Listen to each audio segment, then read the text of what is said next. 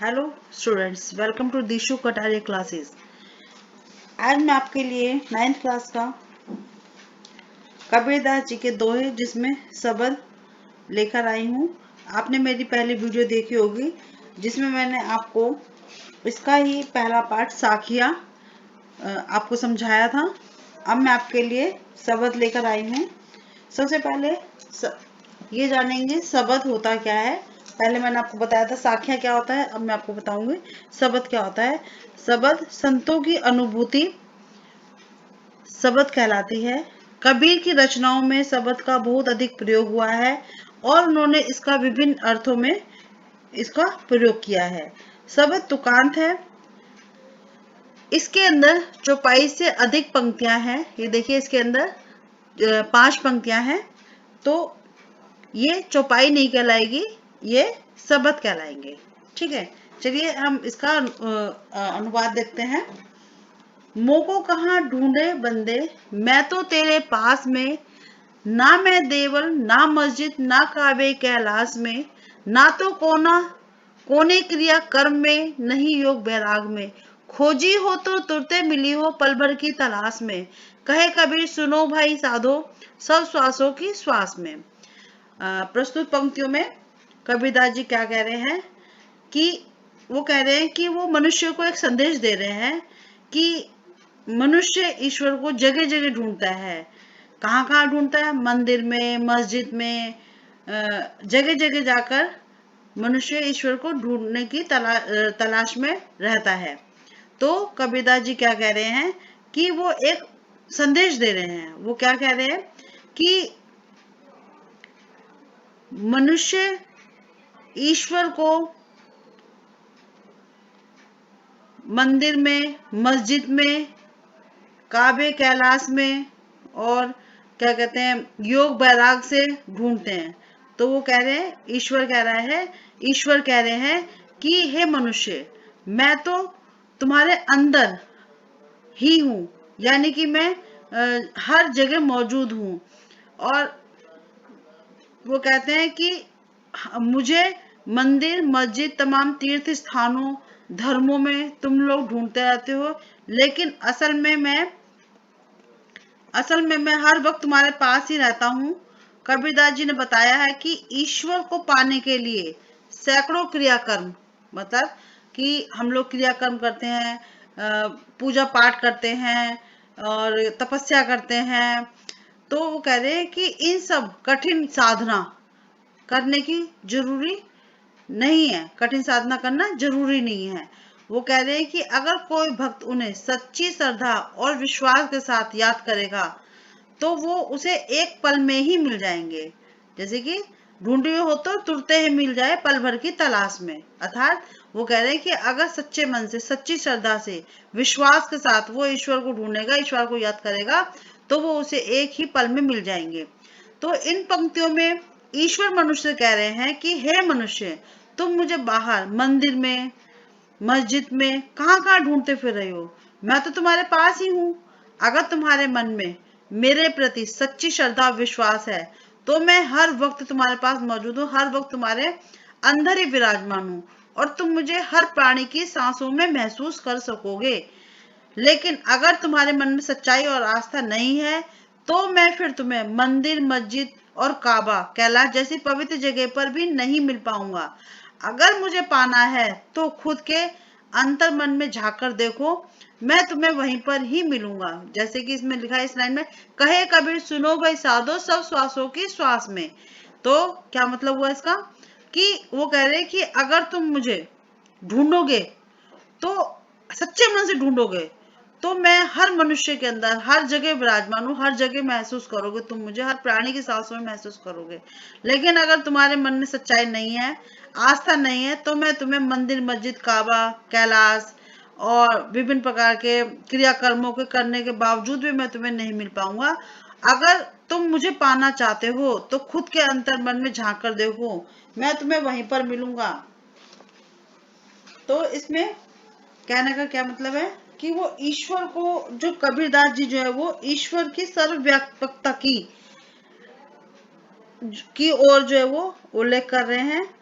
और इसके अंदर वो ये कह रहे हैं कि बाह्य दिखावा, तीर्थ, व्रत, उपवास आदि ऐसी साधनों की अपेक्षा अगर सच्चे मन से भक्ति करेंगे तो ईश्वर उन्हें हर प्राणी की सांस में प्राप्त हो जाएगा, उन्हें हर प्राणी की सांस में उन्हें दिखाई देगा। तो उनका कहने का मतलब यह है कि हमें बाह्य आडंबर नहीं करना चाहिए, हमें सच्चे मन से ईश्वर को प्राप्त करने का सोचना चाहिए, प्राप्त करना चाहिए। तो इनमें जो है प्रस्तुत जो पद है इसमें अनुप्रास अलंकार का प्रयोग किया गया है और भाषा जो लय युक्त है और भाषा अत्यंत सरल, सहज एवं भावाकुल है। ठीक है, अगर हम इनको पंक्तियों को 2 बार ध्यान से पढ़ेंगे तो हमें इसका अर्थ अपने आप ही समझ आ जाएगा। तो शब्दों का चयन जो है वो विषय अनुकूल है। कबीरदास जी के अनुसार भगवान केवल मंदिर, मस्जिद, क्रियाकर्म, योग या बैराग आदि बाह्य स्थलों पर नहीं मिलते। उनके अनुसार ईश्वर जो है वो मनुष्य के अंदर ही विराजमान रहते हैं और उन्होंने कहा है कि ईश्वर प्रत्येक प्राणी के हृदय में समाया हुआ है, इसलिए ईश्वर को हमें अपने हृदय में ही खोजना चाहिए। ठीक है, चलिए नेक्स्ट पढ़ते हैं।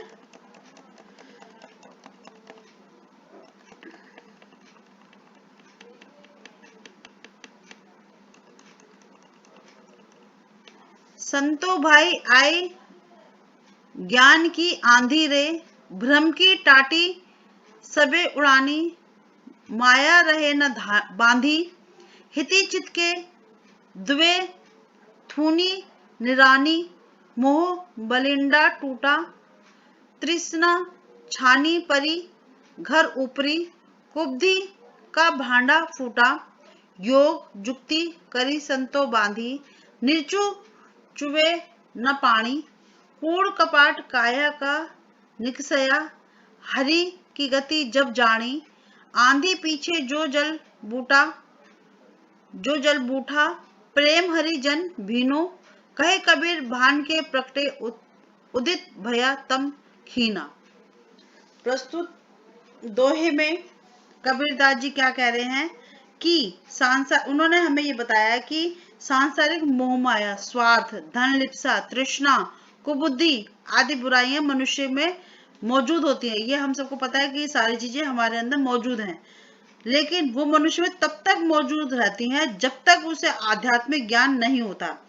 जैसे ही उसे आध्यात्मिक ज्ञान की प्राप्ति हो जाती है तो ये सब जो है वो उसके अंदर से समाप्त हो जाती है, उसके अंदर स्थित सारी सांसारिक बुराइयां और वासनाओं का अंत हो जाता है। तो यहाँ पर प्रस्तुत पंक्तियों में कवि क्या कह रहे हैं कि जब ज्ञान की आंधी आती है तो सांसारिक भ्रम रूपी बांस की का जो छप्पर को माया रूपी रस्सी बांधकर नहीं रख पाती, वो ज्ञान की आंधी में तिनके की तरह उड़ जाती हैं।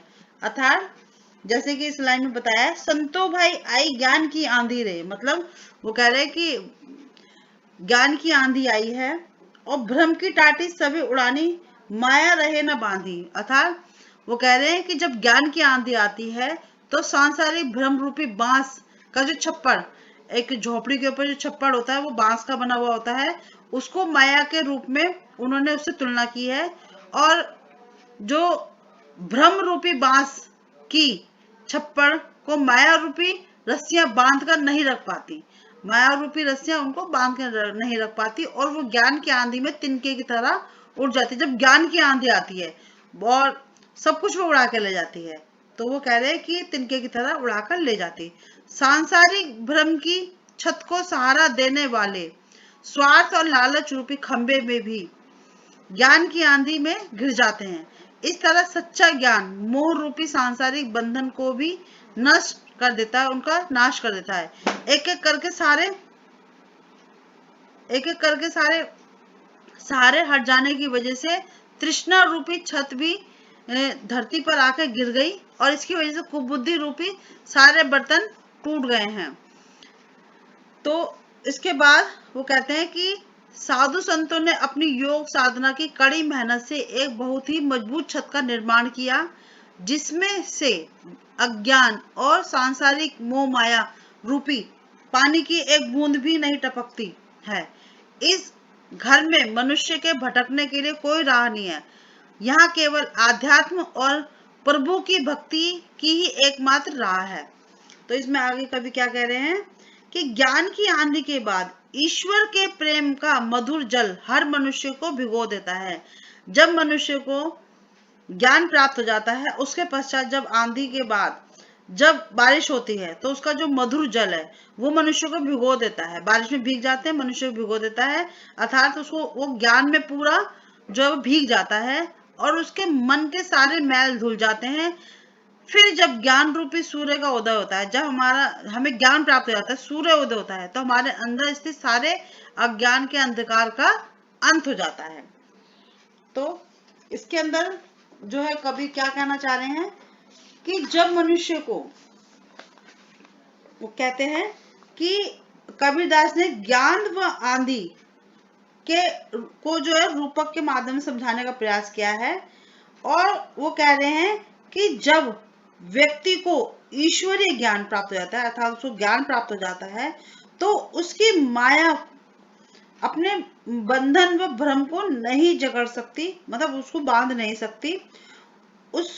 उसके सांसारिक बंधन व भ्रम स्वतः ही, मतलब अपने आप ही नष्ट हो जाते हैं। और उन्होंने जो है ये कहा है कि जब कवि ने कवि ने जो है वो ज्ञान के महत्व को उजागर किया है, और ज्ञान के प्राप्ति पर ही मानव मन से सभी दुविधाएं और भ्रम समाप्त हो जाते हैं। मोह माया की वास्तविकता नष्ट हो जाने पर साधक उसको त्याग कर प्रभु भक्ति में लीन हो जाता है, और उसे जो है सुख और आनंद की अनुभूति होती है। और ज्ञान प्राप्त होने पर मोह माया और दुविधा के सारे भाव उनके नष्ट हो जाते हैं। तो आपको समझ आ गया होगा ये।